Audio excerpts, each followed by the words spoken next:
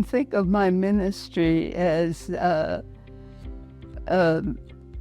tapestry, in a sense that it's taken on so many different forms over the years, but presently, just working at the parish, I am involved a lot with the LGBT community. And we gather once a month just for a social.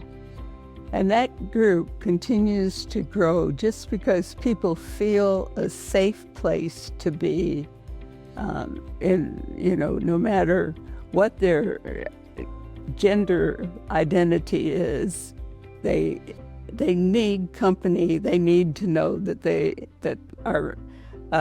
they're welcome to share in not just the socials but also the liturgies. And several of them now have become involved in working with our Laudato Si group, which is trying to help us all to see how we can take care of the environment, to take care of one another. And so that's a great part of the ministry, which I really, really enjoy, because I have come to know so many of the people who felt like they could never walk into a church. And when we begin this ministry, we have a big sign out in the front of the church that says, "All are welcome." And that has brought in a number of people. Just walking by the church and seeing the sign has really given them the courage to just make that step of seeing if it's really true that they are welcome. And they do find out they are. So for me, it's all about relationship and how we can positively help one another instead of the strife that goes on sometimes.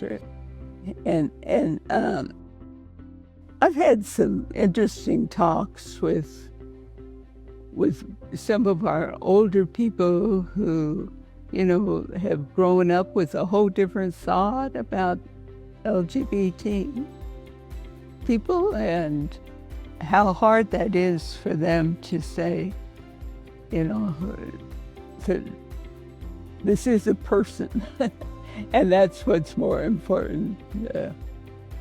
Our faith community has come a long way in accepting and loving every person.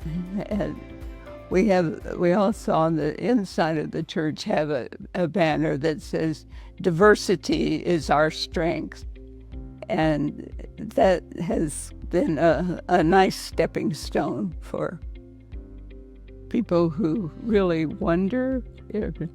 They tell the stories of how they have gone in other churches and been told not to come back, And so,